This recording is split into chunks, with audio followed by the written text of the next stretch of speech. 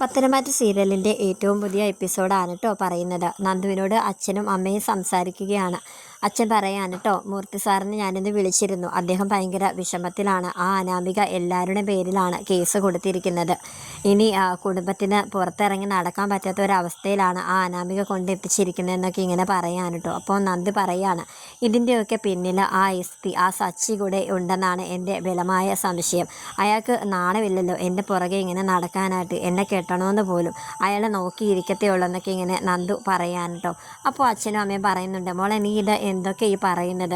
നിന്നെ കല്യാണം കഴിക്കാൻ പോകുന്ന ആളാണിത്. സച്ചിമോൻ ഒരിക്കലും അങ്ങനെ ഒന്നും ചെയ്യത്തില്ല. എല്ലാം ആ അനാമികയോട് അച്ഛനും കൂടി തീരുമാനിക്കുന്നതാണ്. നീ വെറുതെ സച്ചിമോനെ പറയല്ലേ എന്നിങ്ങനെ പറയാൻ കേട്ടോ.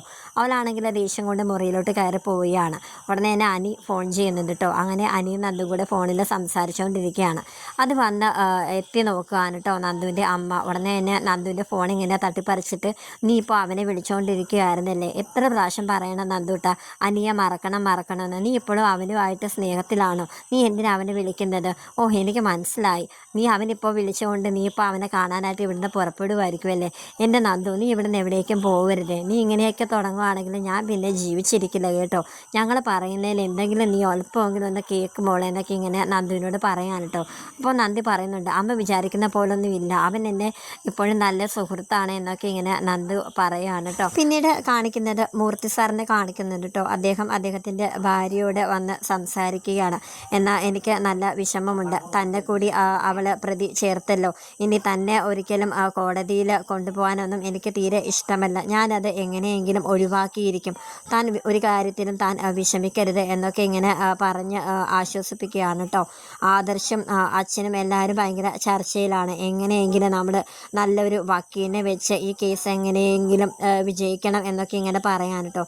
അങ്ങനെ മുത്തശ്ശൻ ഇങ്ങനെ ഇറങ്ങി വന്നിട്ട്, മൂർത്തി സാർ ഇങ്ങനെ ഇറങ്ങി വന്നിട്ട് അവരോട് എല്ലാവരും കൂടി പറയാണ്, എൻ്റെ അറിവിൽ ഒരു വക്കീലുണ്ട്.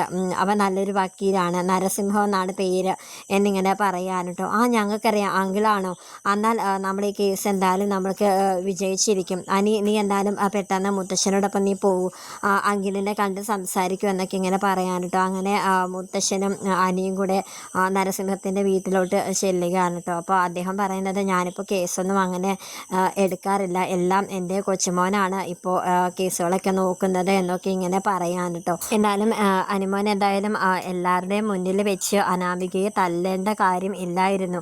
അതെന്ത് ധൈര്യത്തിൻ്റെ പുറത്താണ് നീ അങ്ങനെ കാണിച്ചത് എന്നിങ്ങനെ ചോദിക്കാൻ കേട്ടോ. അത് പിന്നെ മുത്തശ്ശനെ കുറിച്ച് അവൾ വേണ്ടാത്തതൊക്കെ പറിച്ചപ്പോൾ എനിക്ക് കൺട്രോൾ കിട്ടിയില്ല. ആ ഒരു ദേഷ്യത്തിൽ ഞാൻ അടിച്ചു പോയതാണെന്ന് പറയാൻ കേട്ടോ. അപ്പോൾ മൂർത്തി സാറും പറയുന്നുണ്ട്, ഞാൻ അവളുടെ അച്ഛനിട്ടും നല്ലത് കൊടുത്തിട്ടുണ്ടോ?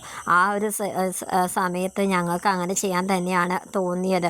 അവരത്രയ്ക്ക് കുഴപ്പക്കാരാണ് എന്നൊക്കെ ഇങ്ങനെ പറയാൻ കേട്ടോ. എന്നാലും അനാമികയെ പോലുള്ളൊരു പെൺകുട്ടി അനുയുടെ ജീവിതത്തിലേക്ക് എങ്ങനെ കടന്നു വന്നു എന്നൊക്കെ അവരിങ്ങനെ ചോദിക്കുന്നുണ്ട് കേട്ടോ. അപ്പോഴത്തേക്കും അദ്ദേഹത്തിൻ്റെ കൊച്ചുമോൻ വണ്ടിയിൽ വന്ന് ഇറങ്ങുന്നുണ്ട് കേട്ടോ. അങ്ങനെ അദ്ദേഹം പറയാണ്, അവൻ കോടതിയിൽ നിന്ന് വരുന്ന വഴിയാണ്. എന്തായാലും അവൻ ഈ സമയത്ത് തന്നെ ഇവിടേക്ക് വന്നല്ലോ. എന്തായാലും അവനോട് നമുക്ക് ഈ കാര്യം പറയാമെന്ന് പറഞ്ഞിട്ട് കേസിൻ്റെ കാര്യങ്ങളെ പറ്റിയൊക്കെ അനിയും മുത്തശ്ശനും കൂടെ വക്കീലിനോട് പറയാൻ കേട്ടോ, അദ്ദേഹത്തിൻ്റെ കൊച്ചുമോനോട് പറയാൻ കേട്ടോ. എന്തായാലും ഞാൻ ഈ കേസ് ഏറ്റെടുത്തിരിക്കുന്നു. ഈ കേസ് എന്തായാലും നമ്മൾ വിജയിക്കുക തന്നെ ചെയ്യും എന്നുള്ളൊരു ഉറപ്പ് കൊടുക്കുകയാണ് കേട്ടോ അവർക്ക്.